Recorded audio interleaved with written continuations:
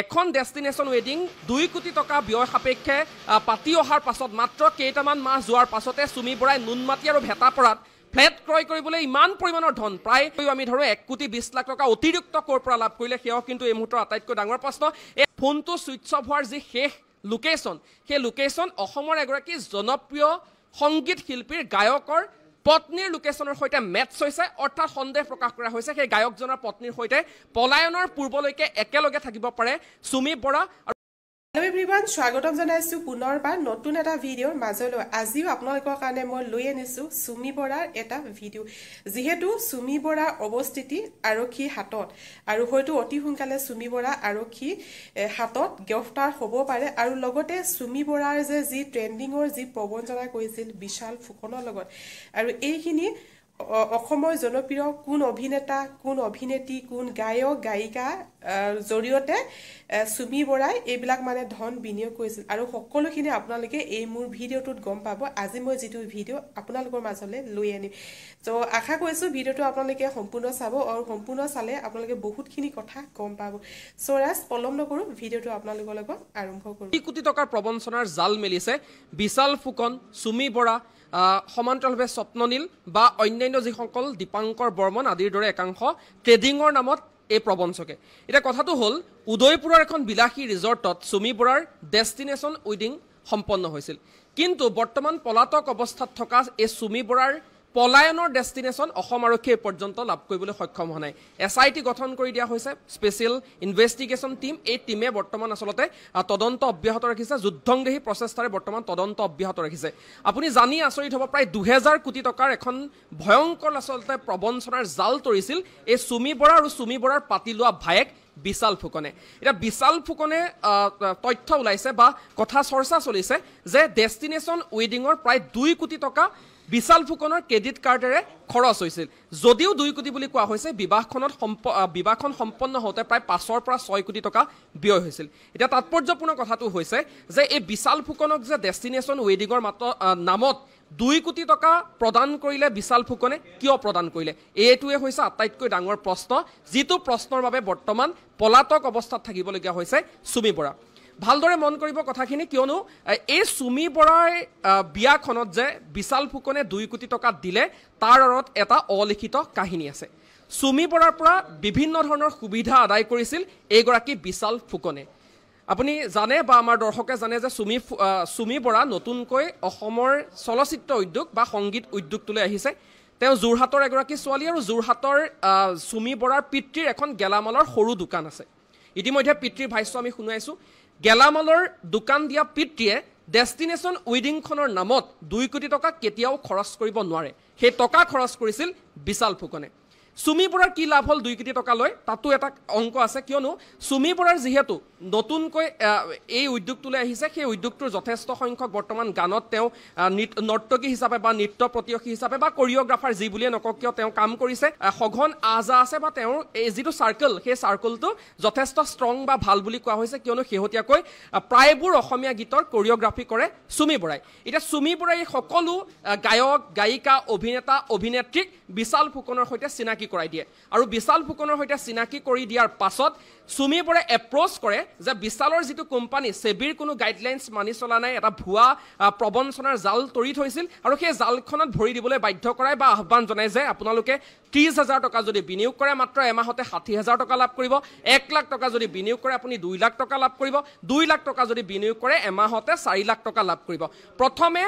এই বিশাল ফুকন বা সুমি বৰাৰ যিটো গেং এই গেংটোৱে সঁচাকৈয়ে পইচাখিনি আদায় দিছিল। তেতিয়া 30,000 টকা দিয়া মানুহজনে 60,000 টকা লাভ কৰিলে 1 লাখ দিয়াজনে 2 লাখ টকা লাভ কৰিলে তেতিয়াই এই যিখন জাল এই জালখন ভয়ংকৰ ৰূপে বাঢ়ি গ'ল আৰু এজন দুজনকৈ অসমীয়া চলচ্চিত্ৰ উদ্যোগটোৰ প্ৰায় সংখ্যক অভিনেতা অভিনেত্ৰীয়ে বিশাল ফুকনৰ এই যিখন ক'লা সাম্ৰাজ্য এই সাম্ৰাজ্যত ভৰি থলে। কোনোবাই যদি 9 লাখ কোনোবাই 10 লাখ কোনোবাই 20 লাখ কোনোবাই 30 লাখ টকা পৰ্যন্ত বিনিয়োগ কৰিলে বিশাল ফুকনৰ এই ভয়ংকৰ প্ৰবঞ্চনাৰ জালখনত। তাৎপৰ্যপূৰ্ণভাৱে NB নিউজৰ হাতত যিখন তালিকা সেই তালিকা আহি পৰিছে। ভ্ৰাম্যমান জগতৰ আটাইতকৈ চৰ্চিত অসমীয়া ভ্ৰাম্যমান জগতৰ এগৰাকী প্ৰযোজিকাই প্ৰায় 9 লাখ টকা বিনিয়োগ কৰিছিল বিশাল ফুকনৰ এই যিটো আচলতে অবৈধ বা কোম্পানী এই কোম্পানীটোত বিনিয়োগ কৰিছিল বা ট্ৰেডিঙৰ নামত বিনিয়োগ কৰিছিল। কেৱল প্ৰযোজিকাগৰাকীয়ে নহয় এজন খ্যাতনামা অভিনেতাৰ পত্নীয়ে 5 লাখ টকা বিনিয়োগ কৰাৰ তথ্য এনবি নিউজৰ হাতত আহি পৰিছে আপুনি জানি আচৰিত হ'ব অভিনেতা অভিনেত্ৰী গায়ক গায়িকাৰ সমান্তৰালভাৱে সেটটোত কাম কৰা বা তেওঁ যেটো কোনোবা গান এটা যদি শুটিংত যায় সেই সেটৰ স্পট বয়জনৰ পৰা আৰম্ভ কৰি লাইটমেন কেমেৰা পাৰ্সন মেকআপ আৰ্টিষ্টলৈকে কোনোবাই যদি 30,000 কোনোবাই 60,000 কোনোবাই 1 লাখ কোনোবাই 2 লাখ 3 লাখ 10 লাখ এইদৰে বিনিয়োগ কৰিছে সেই সকলো ধন এতিয়া পানীত পৰিছে এটা তাৎপৰ্যপূৰ্ণভাৱে শেহতীয়া বহু তথ্য পোহৰলৈ আহিছে এইগৰাকী সুমি বৰাৰ এগৰাকী অসমৰ সংগীত জগতৰ জনপ্ৰিয় গায়কৰ সৈতে সঘন আজা আছিল বা উঠা বহা আছিল তেওঁ পৰিয়ালৰ সৈতে ভাল যদিও নুনমাটি ভেটাপৰাত বিলাসী অট্টালিকাৰ গৰাকী ফ্লেটৰ গৰাকী এগৰাকী সুমি বৰা তথাপিও কিন্তু এই গায়ক গৰাকী ঘৰতে প্ৰায় নৈশ যাপন কৰিছিল তেওঁৰ স্বামী তাৰ্কিক বৰাৰ সৈতে সুমি বৰাই এটা সেই গায়ক গৰাকীও তদন্তৰ আওতলৈ অহাৰ পূৰ্ণ সম্ভাৱনা আছে কালিৰ দিনটোলৈকে আৰক্ষীয়ে যি কল হিষ্ট্ৰী সেই হিষ্ট্ৰী পৰীক্ষা কৰিছে সুমি বৰাৰ ৱেডিঙলৈ যোৱা সকলো তাৰকা দীপলিনা ডেকা যতীন বৰা গৈছিল নবনীতা শৰ্মা গৈছিল দীক্ষু গৈছিল বিজয়তা পাটগিৰি গৈছিল কোন নাছিল এইখন ৱেডিঙত তাৎপৰ্যপূৰ্ণ কথাটো হৈছে যদিও কোৱা হৈছে যে এই ডেষ্টিনেশ্যন ৱেডিঙত মাত্ৰ 2 কোটি টকা ব্যয় কৰা হৈছিল সেয়া নহয় কিয়নো আপুনি জানি আচৰিত হ'ব এখন বিশেষ বিমান ভাড়া কৰি লৈ যোৱা হৈছিল 108 গৰাকী লোকক 108 গৰাকী লোকক এই খবৰ আহিছিল যে যি গহনা দিয়া হৈছিল বিশালে প্ৰায় 1.5 কোটি টকাৰ হীৰাৰ গহনা উপহাৰ দিছিল সুমি বৰা 1.5 কোটি টকাৰ গহনাই নহয় মই যদি তথ্য দিবলৈ যাওঁ সেই বিমানখনত এজন লোকৰ বাবদ যদি 40,000 টকাকৈ খৰচ হৈছিল তেনেহলে সেই বিমানখন লৈ যোৱাৰ বাবতে বৃহৎ পৰিমাণৰ ধন ব্যয় হৈছিল তাতো এটা কথা আছে যিখন পঞ্চতাৰকাযুক্ত বিলাসী ৰিজৰ্টত এই ডেষ্টিনেশ্যন ৱেডিং সম্পন্ন হৈছিল তাৰ কাষত নৌকা বিহাৰৰ ব্যৱস্থা কৰি দিছিল প্ৰতিগৰাকী আমন্ত্ৰিত অতিথিক এই আমন্ত্ৰিত অতিথিসকলৰ মাজত নগণ্য সংখ্যক আছিল তেওঁ আত্মীয় বাকি সকলো আছিল অসমীয়া চলচ্চিত্ৰ বা সংগীত জগতৰ সেলিব্ৰিটি এই সকলোৱে নিশা নৌকা বিহাৰ কৰাৰ নামত অতিৰিক্ত ভাড়া দিবলগীয়া হৈছিল ৰিজৰ্টখন অৰ্থাৎ যদিও কোৱা হৈছে আৰু তাৎপৰ্যপূৰ্ণ কথাটোৱে হৈছে যে সুমি বৰাই ডেষ্টিনেশ্যন ৱেডিঙৰ দিনা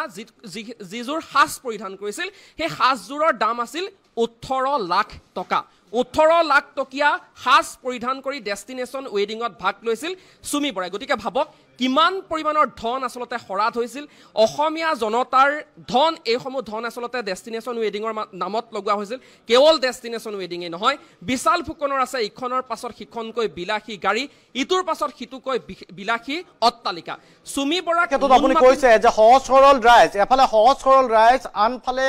কুলা টকা বগা কৰাৰ এক প্ৰৱণতা গতিকে গোচৰ এতিয়া দুই ধৰণে চলিব যদিহে সহজ সৰল ৰাইজক প্ৰবঞ্চনা কৰা হৈছে সেইটো এটা অন্য বিষয় আৰু যদি কোনোবাই কুলা টকা তাত বগা কৰিব বিচাৰিছিল বিশাল ফুকনৰ জৰিয়তে তেনে ক্ষেত্ৰত এয়া আৰু ভয়ংকৰ কি ক'ব চাওক ইতিমধ্যে কৈছো এটকা দুটকা নহয় প্ৰায় 2000 কোটি টকাৰ প্ৰবঞ্চনাৰ এখন ভয়ংকৰ অভিযোগ বৰ্তমান উত্থাপন হৈছে সঁচাকৈ যদি 2000 কোটি টকা যি প্ৰবঞ্চনা সেয়া সত্য প্ৰমাণিত হয় নিশ্চয়কৈ এই গোচৰ ইডি পৰ্যন্ত যাব পাৰে এনফোৰ্সমেন্ট ডাইৰেক্টৰেটে হয়তো এই গোচৰটোৰ যি তদন্ত সেয়া তদন্ত চলাব পাৰে তেতিয়া দুই ধৰণৰ দুইটা এংগুলৰ জৰিয়তে এই তদন্ত আগুৱাব আপুনি ইতিমধ্যে উল্লেখ কৰিছে যে একাংশ লোকক প্ৰলোভন দি পেলাই আসলতে টকা সংগ্ৰহ কৰা হৈছিল আৰু দ্বিতীয় কথা এখন ডেষ্টিনেশ্যন ৱেডিং 2 কোটি টকা ব্যয় সাপেক্ষে পাতি অহাৰ পাছত মাত্ৰ কেইটামান মাহ যোৱাৰ পাছতে সুমি বৰাই নুনমাটি আৰু ভেটাপৰাত ফ্লেট ক্ৰয় কৰিবলৈ ইমান পৰিমাণৰ ধন প্ৰায় এটা ফ্লেটত যদি 60 লাখকৈ আমি ধৰো 1 কোটি 20 লাখ টকা অতিৰিক্ত কৰ পৰা লাভ কৰিলে সেও কিন্তু এই মুহূৰ্তৰ আটাইতকৈ ডাঙৰ প্ৰশ্ন এই আলাউদ্দিনৰ বন্তি গছ যে বিশাল ফুকনে আছিল সেই কথা এই মুহূৰ্তত স্পষ্ট হৈ পৰিছে তদন্ত কেইবাটাও এংগুলৰ মাজেৰে আগবাঢ়িছে আৰু মই বাৰে বাৰে উল্লেখ কৰিব বিচাৰিছো আগ পাছ নুগুনি মাত্ৰ 2 টকামান টকাৰ লোভত কেইবাজনো ইউটিউবাৰ ব্লগাৰে স্বপ্ননীল দাসকে হওক দীপাংকৰ বৰ্মনকে হওক বিশাল ফুকনকে হওক প্ৰমোট কৰিছিল তেওঁলোকো কিন্তু তদন্তৰ আওতালৈ যে আহিব সেই কথা এই মুহূৰ্তত স্পষ্ট হৈ পৰিছে আপুনি যদিও সুমি বৰাৰ নাম লৈছে কেৱল সুমি বৰাই নহয় মই বাৰে বাৰে উল্লেখ কৰিব বিচাৰিছো অসমৰ যি অভিনয় জগত চলচ্চিত্ৰ জগত আৰু সংগীত জগতৰ কেইবাগৰাকীও মহিৰো কেইবাগৰাকী দিগ্গজ অভিনেতা অভিনেত্ৰী গায়ক আৰু গায়িকা তদন্তৰ আওতালৈ আহিব তেওঁলোকে বৃহৎ পৰিমাণৰ ধন বিনিয়োগ কৰিছিল বিশাল ফুকনৰ এই আসলতে যি প্ৰবঞ্চনাৰ জাল এই জালখনত ভৰি দিছিল আৰু ডিব্ৰুগড় আৰু গুৱাহাটীত যি আসলতে বিলাসী ফ্লেট আছে বিশাল ফুকনৰ সেই ফ্লেটসমূহত বৰ্তমান তদন্ত চলি আছে খন্তে সময়ৰ পূৰ্বে দুটা বেগ উদ্ধাৰ কৰিছে সন্দেহ প্ৰকাশ কৰা হৈছে এই দুটা বেগতো হয়তো টকা থাকিব পাৰে কিন্তু কি আছে এই পৰ্যন্ত আৰক্ষীৰ তৰফৰ পৰা আসলতে জনোৱা হোৱা নাই কিন্তু আটাইতকৈ শেহতীয়া আপডেট যদি মই আপোনাক দিওঁ এইটোৱে সত্য যে সুমি বৰাৰ ফোনটো ছুইচ অফ হোৱাৰ যি শেষ লোকেশ্যন সেই লোকেশ্যন অসমৰ এগৰাকী জনপ্ৰিয় সংগীত শিল্পীৰ গায়কৰ পত্নীৰ লোকেশ্যনৰ সৈতে মেটচ হৈছে সৰাজ ভিডিঅ'টো চাই কেনেকুৱা পালে